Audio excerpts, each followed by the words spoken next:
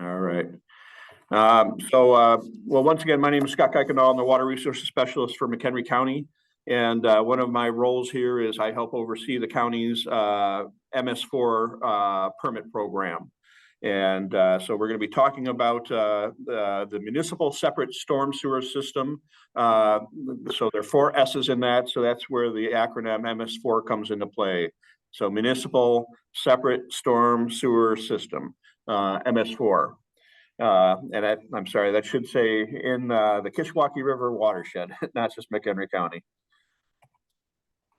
So the MS4 is a permit program that's part of the Clean Water Act that is designed to protect and restore water quality in the United States. Every county in the Kishwaukee River watershed, along with many of their municipalities and townships, are required to maintain an MS4 permit with the Illinois EPA. So the Clean Water Act was implemented in 1972, and it established the National Pollutant Discharge Elimination System, or NPDS, which is once again a program to protect water quality in the United States. Bonus points for anyone that could identify what this photo is showing here. The Ohio River on fire? You got it. So it's the Cuyahoga River. And I think this particular fire was in 1969. And it was the impetus for the implementation of the Clean Water Act and many of the environmental programs that we have today. Prior to the implementation of the Clean Water Act, our waterways were literally used as an open sewer. And toxic waste and sewage was dumped freely into our water bodies without any type of regulatory oversight. If we didn't have the Clean Water Act, we'd be living in a much darker, uglier world than we do today. So it is really important to understand why we do the things that we do. So the NPDS program was initially developed to focus on what we refer to as point source pollution. So pollution from industrial sources or wastewater from municipalities and urban centers. So that is point source. So it's coming from a single location or a single source.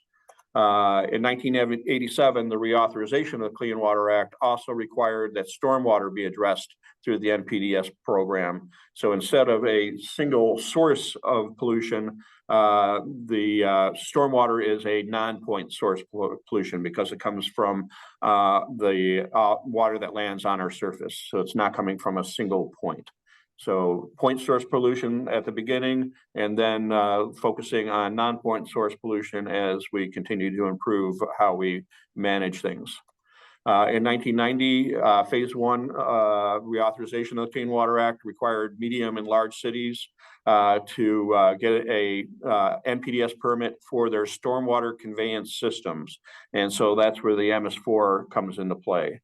And then in 2003, phase 2 required smaller communities to also obtain NPDS MS4 permits for their stormwater conveyance systems. So just to reiterate, the NPDS is a federal program under the Clean Water Act, and the U.S. Environmental Protection Agency is responsible for overseeing that program. The MS4 permits are part of the NPDS program. And here in Illinois, the NPDS program and MS4 permitting are administered by the Illinois Environmental Protection Agency. So it's a U.S. Environmental Protection Agency program that's responsible for the program, but they delegate that responsibility to the Illinois Environmental Protection Agency, at least here in Illinois. So what is a municipal separate storm sewer system? MS4s are infrastructure systems that capture and transport water and are owned by a state. So they're owned by some type of government entity or a public entity that discharges water to the United States, waters of the United States.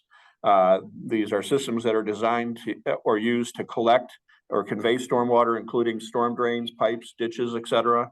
And they're not a combined sewer. This is really important. We'll talk about it more in the next slide. And then not part of a publicly owned sewage treatment plant. So when we're talking about municipal separate storm sewer systems, In most modern cities, you have a sewer system specific for wastewater and a sewer system specific to stormwater. So that is a separate stormwater system. In older cities like Chicago, they have a single sewer that handles both waste and stormwater. So all of that water in the combined sewer system has to go through a wastewater treatment plant and gets cleaned before it's discharged. So that is a combined sewer system. Like I said, most municipalities in our area will have separate systems. So you've got a sanitary sewer that's handling waste. That waste is then taken to a wastewater treatment plant, which is cleans the water before it's discharged to waters of the U.S. Our storm sewers, on the other hand, collect all the stormwater in the given area and discharge that untreated directly into waters of the United States. And so that's why the MS4 program is so important. So the wastewater is treated and is covered under the NPDES permits. The stormwater is discharged untreated directly into our waterways. And so that's why the MS4 permit is necessary. We need to clean the water before it goes into the storm sewers, because once it gets into the sewers, it's being discharged without any further treatment into our waterways. So we need to reduce pollution from getting into the system in the first place. So municipal networks consist of sewer inlets, storm sewers, and outfalls. Whereas in the county or townships, we don't typically have large networks of storm sewers, but we do have a lot of drainage swales in our right-of-ways. And so our MS4 in the rural areas, the county and townships, consist of roadside swales, culverts, and outfalls that once again are discharging untreated stormwater into waters of the U.S. And MS4 communities are municipalities in quote-unquote urbanized areas. Current definition is populations of 50,000 and or population density of 500 people per square mile. And so that second category is what calls in most of the communities in our area. So like Woodstock has 26,000 people, so it doesn't meet the 50,000 person criteria, but their population density is at least 500 people per square mile. And so this also applies to townships in urbanized areas, counties, and then other communities. And so like Los Alamos is a military base. They have their own MS4 permitting that they have to maintain. So each MS4 permit holder must develop, implement, and enforce a stormwater management program that is designed to reduce the discharge of pollutants from their MS4 in order to protect water quality. And the way this is done is each MS4 program must include best management practices that address the following 6 minimum control measures. So these are referred to as minimum control measures, or MCMs. So it includes public education and outreach. Number 2 is public involvement and participation. Number 3 is illicit discharge detection and elimination. Number 4 is construction site stormwater runoff control. Number 5 is post-construction stormwater management. And 6 is pollution prevention and good housekeeping. And so we'll go through each of these real quick, and I'll talk a little bit about how we address each of these in McHenry County. And then the MS4 program is designed to provide flexibility. So it's not a one-size-fits-all approach. The needs and solutions in Chicago are going to be very different than the needs and solutions in Belvedere, DeKalb, or smaller communities. And so there is a lot of flexibility in the MS4 program. Each MS4 community selects the most appropriate practices or activities for them to meet the minimum control measure requirements. And then each practice or activity must include measurable goals or metrics that are tracked and reported to show how these goals are being met. So the first one is public education and outreach. This really is one of the ones that gets the most attention. All MS4s must implement public education programs and outreach activities that distribute educational materials to their community, raise awareness in their community about impacts from stormwater to local water bodies, and then educate their community about steps that they should take to reduce stormwater pollution.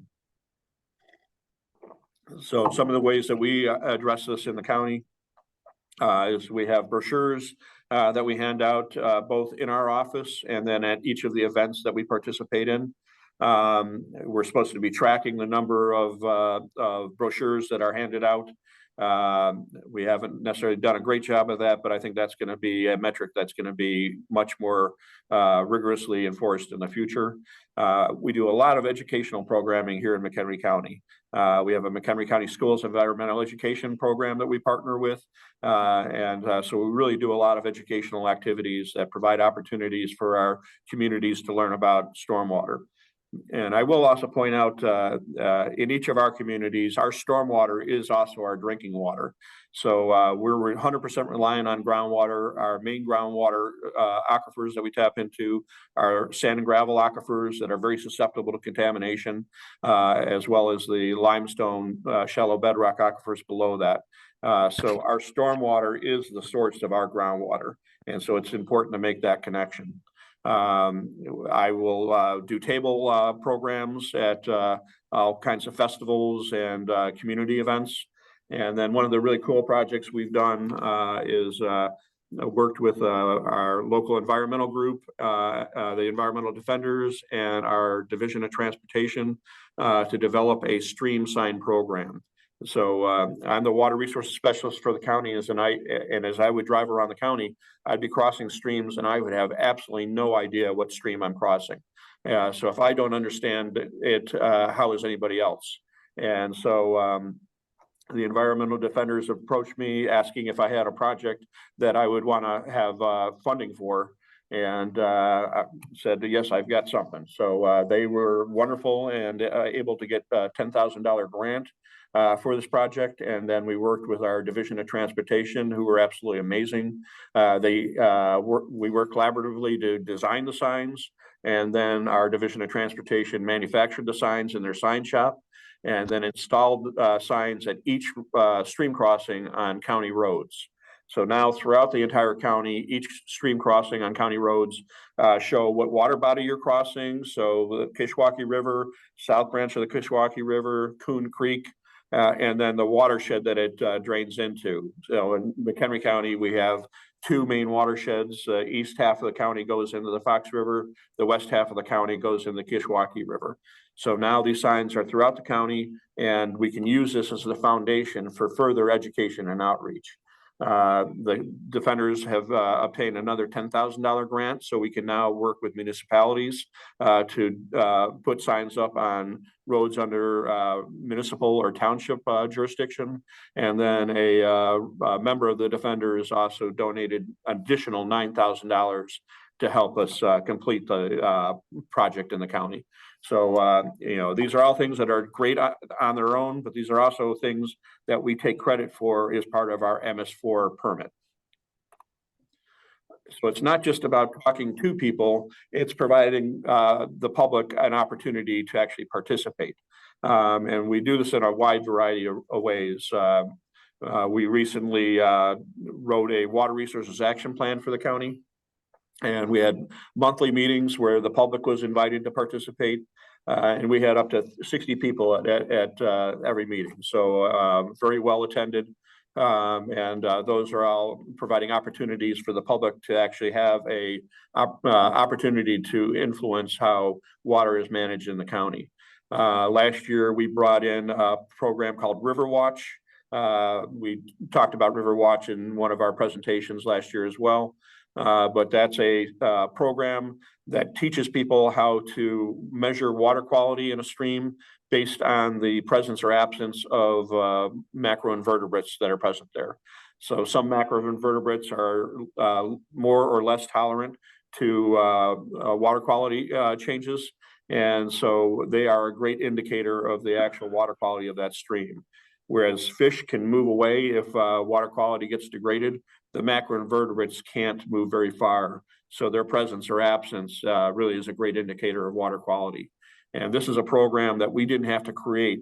We just had to provide the opportunity for them to give their training, and then that is something that then the public can then get trained on. So just a great way for communities or counties to share information with the public without actually having to create a brand new education program. We have a very robust Adopt a Highway program here in the county. Once again, this is providing opportunities for people to volunteer and pick up trash along segments of roadway. And that really is very important because trash will tend to move either by water or wind until it gets into our streams, where it then becomes a major source of pollution. So by removing the potential waste before it enters our streams, you are having a major impact on water quality. So an Adopt a Highway program really is a very effective way for communities to address water quality within their boundaries. And then volunteer street cleanups is a great way for the public to participate and have a measurable benefit on our streams. Number 3 is illicit discharge detection and elimination. And this really is kind of the core of the MS4 program. So when we're talking about illicit discharges, these are untreated waste and wastewater from non-stormwater sources that enter our MS4 system. So these can either be mistaken. So like if a truck crashes and has a spill, that would be an accidental spill. But it can also be deliberate. So if somebody is dumping materials into a sewer or a right-of-way, then that is an illicit discharge. And these can severely degrade water quality in streams and groundwater, threaten the aquatic species, wildlife, and human health that rely on them. So examples include illegal sewer hookups. So people will actually drill into storm sewers and connect a waste from their house. So untreated waste is going directly into the storm sewers. People will run pipes and dump non-stormwater discharges into sewers or rights of way. People will dump material into the gutter and have it flow directly into our right of way and storm sewers. The household dumping one is one that I'm actually guilty of. It's something that I cringe of every time I think of it. But my first car was a big old V8 1977 Oldsmobile Cutlass. And I was taught to change the oil by pulling my car up on the curb. So 2 wheels are on the curb, 2 wheels are on the street, and your oil pan is directly over the storm sewer. And so all you have to do is unscrew the screw to your oil pan and drain directly into the storm sewer. I remember saying, "Are you sure we should be doing this?" And was told, "Oh, it goes through a wastewater treatment plant. It's no problem. This is just common sense." I quickly learned that that's not the case. But that is a classic example of a illicit discharge. And I guarantee you I don't do that anymore. But that is how I was taught to change my oil. And then illegal dumping. So at least twice I've caught carpet cleaning companies. So they'll go in and use their solvents and vacuum and clean rugs and houses, and then dump the dirty water with the solvents into wetlands or into the right of way. And so these types of activities do occur. And so it's important for us to keep an eye out and make sure that these things aren't happening. As part of an effective illicit discharge detection and elimination program, MS4s must develop a storm sewer system map that shows the location of all the outfalls within that network and names the receiving waters that they discharge into. They also need to effectively prohibit and implement enforcement of non-stormwater discharges through ordinances or other regulatory mechanisms. And develop and implement a plan to detect, remove, and document non-stormwater discharges, including illegal dumping. So you need to have a program in place so that if a discharge is identified, or if people want to report a illicit discharge, you need to have that system in place to identify it, remove it, and document it. And this is something that all staff within a municipality or county is supposed to be participating in. So whether it's public works staff or DOT staff, everybody that's out in the field really should be trained to be observing for this. They're the ones that are out in these areas and having opportunities to observe it. So if they're not trained and you don't have the mechanisms in-house for them to report it and document it and eliminate it, we're not doing our job. And so you can have common indicators be odors or visual. So odors, rusty, musty smells, smells of raw sewage, rotten eggs, gas or oil. All these are things that if your staff are observing in the field, they should have the mechanism to report it and identify it and eliminate it. Some examples of visual observations. I have dumpster juice in there because it's kind of funny, but it's a very real problem. Dumpsters really should have covers. If they're not covered, anytime it rains, anything that's in that dumpster is coming in contact with stormwater, and then it leaks out and then gets washed into our waterways. So making sure dumpsters are properly covered is an important thing. If you're observing oil or foam in waterways, that's not something that's natural. So you want to have people keeping an eye out for that and then reporting that. Discoloration.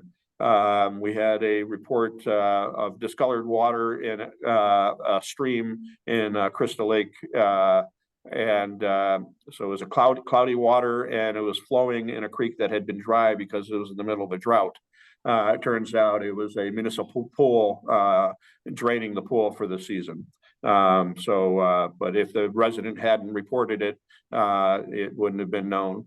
And then evidence of dumping. So you're not always going to see that Yahoo with a 1977 Oldsmobile Cutlass draining his oil into a storm sewer. But you can see the discoloration, or if there's other waste material around that, that is evidence of dumping. So that's the type of thing that staff should be keeping an eye out for. And then fly dumping, a frequent item is TV sets. That is an illicit discharge. So how do you identify it, report it, and eliminate it? Really is important. Number 4 is construction site runoff control. So construction sites have disturbed ground. So they are have been major sources of pollution in the country. And so MS4s are required to develop an ordinance that requires soil erosion and sediment controls and includes sanctions to ensure compliance. Require construction site operators to implement and maintain specific soil erosion and sediment control BMPs, and then require construction site operators to control waste such as discarded building materials, concrete truck washouts, chemicals, litter, sanitary waste, et cetera, at construction sites. And so this is something that when I first started my career working for engineering firms, we really weren't doing much in the way of soil erosion sediment control, and the damage that was being done was quite visible. I would have to do construction observations, so I'd make sure that engineering specifications were being met, and that included monitoring, making sure that the right concrete mixes were being used. Concrete trucks didn't have old concrete, and so I've literally seen thousands of concrete trucks wash out their concrete truck after dumping their load, and what they're looking for are places to dump all their material, so all the loose concrete and all the chemicals that are in the barrel. And historically, they would just look for the nearest wetland or bare ground. Another common area that would be used to dump their material in is the holes that were dug for landscape trees. Once you pour, barrel after barrel of concrete truck residue into a pit that's going to be planted with a tree, that tree is not going to survive very well. This really was a massive problem until we had proper soil erosion sediment control practices in place. This is an example on the right here of a location in McHenry County that's right on a creek that's tributary to the Kishwaukee River. And they had installed silt fencing. I don't know if it was installed properly or not, but it certainly wasn't maintained. And so the silt fence was knocked down for an extended period of time, and sediment just poured directly into the stream. And it caused pollution, and it also impeded the flow in that stream, so it could cause flooding upstream. So by not maintaining soil erosion sediment control, it can just have compounding problems associated with it. So it's really important for these things to be installed properly and maintained throughout the life of the construction project. And this is an evolving industry. I mean, the tools to properly implement soil erosion sediment control are out there. It just often requires that the regulatory enforcement mechanism to make sure it's being done.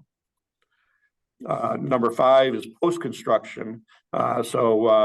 Not just during construction, but making sure that projects are being approved that aren't going to have compounding impacts. And so you're trying to reduce runoff volume and improve water quality.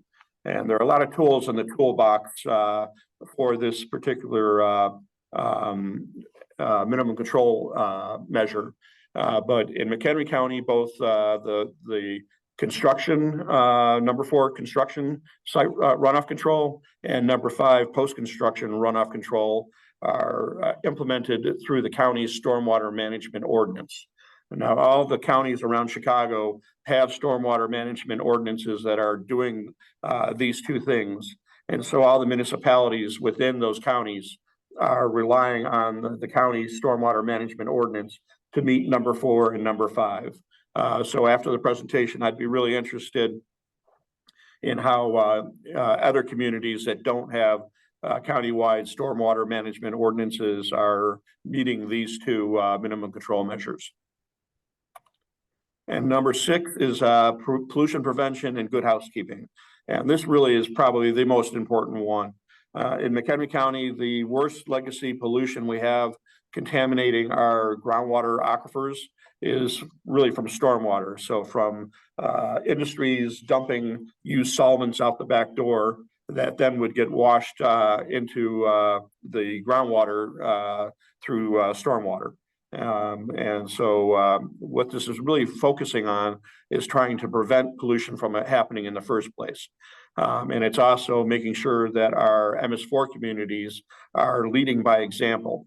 I don't know if we have many people that were in the military, but I think if you were in the military, you probably are like me and you learn to respect the leaders who lead by example and develop utter contempt and hatred for those leaders that don't practice what they preach. And so it really is very important for municipalities and MS4 communities to lead by example and have pollution prevention and good housekeeping at their individual locations. Just to reiterate, the focus is to prevent pollution before it happens. The most cost-effective way to address an environmental problem is not to cause the problem in the first place. So to put in perspective, 1 teaspoon of salt will permanently contaminate 5 gallons of water.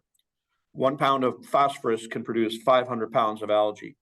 1 quart of oil coming from a 1977 Oldsmobile Cutlass can contaminate 250 gallons of water.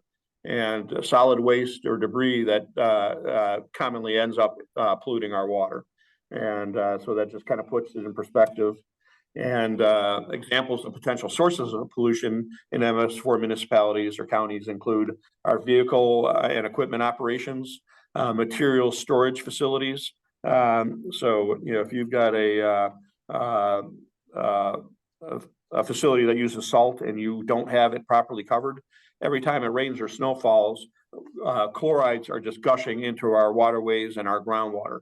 And then you're damaging the product that you've paid good money for. So you're essentially robbing taxpayers of taxpayer dollars by not properly covering these things. But they can have very profound impacts on water quality.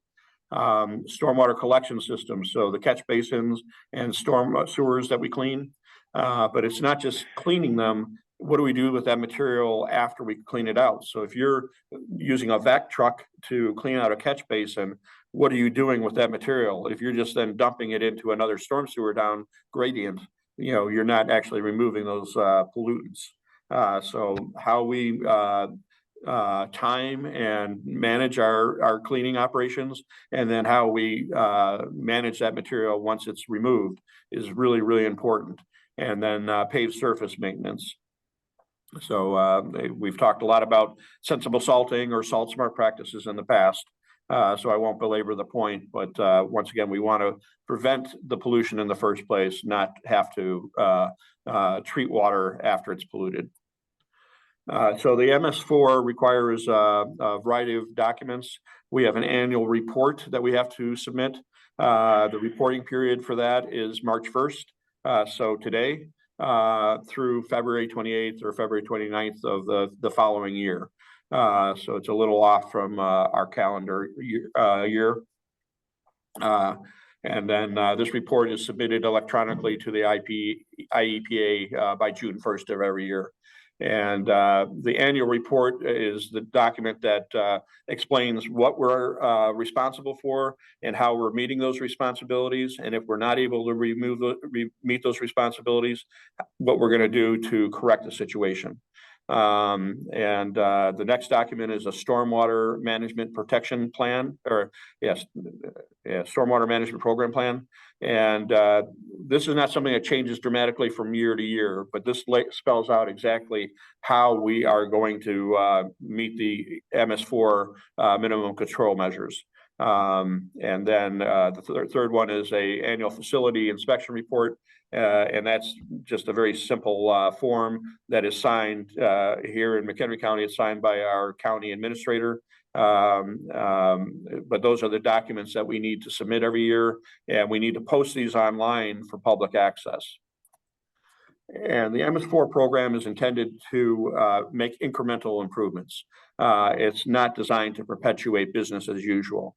So every several years, the MS4 permit is updated, and it was supposed to be updated a couple years ago, but it was postponed. But the new permit is going to be coming out. It's supposed to start rolling out here in March. And I have sent out a document that the Illinois EPA had put together for us that spelled out all the major changes from the previous program to the new program.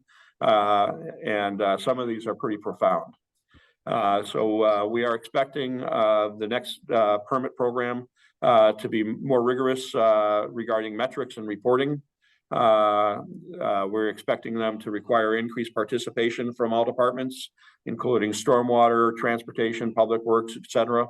We're expecting them to require increased participation from the public by creating more opportunities for them to participate, providing more education and training and reporting, and also having a greater emphasis on management and monitoring of our BMPs. In each of these, we expect them to have greater requirements regarding tracking and reporting of our metrics. And we expect that these changes are going to affect staff time and budgets. So some of the main ones that we have that have really kind of triggered concern is they're going to change the requirement from annual inspections to quarterly inspections for our MS4 outfalls. So that alone will require significantly more manpower. And they're going to be requiring improved inventory and map locations of municipally owned facilities. So this is not something we've included in our maps before, but the way it's spelled out in the document that I've sent out to everybody is they're going to require us to not only inventory our MS4 itself, the sewer networks or the right-of-way networks, but they're also going to require us to identify all public buildings, including schools, library, fire stations, police stations, as well as material storage yards, vehicle maintenance facilities, fueling stations, parking lots, composting facilities, etc. So all these are going to have to be located, identified on our maps, and the receiving water bodies that they discharge to. And then in addition to our MS4 quarterly inspections, they're going to require quarterly inspections of all the facilities that we identified. And then they're going to require that quarterly inspections be tracked in a log for every facility. So just these items alone can significantly increase the staffing and budgeting for complying with the MS4 program. We see this as an opportunity to up our game. As a county, we're going to be looking at ways that we can act as a benefit to the other municipalities that have to meet MS4. So by providing additional training opportunities that the municipalities can then participate in without having to come up with their own training programs. So we're going to try and find ways to have economy of scale to assist the MS4 communities within our county. But we are expecting this to have a significant impact that everybody should be aware of. So that's all I had in this presentation. So I'll open it up for questions, and I'll leave my contact information up if anybody wants to reach out for me for further information on this.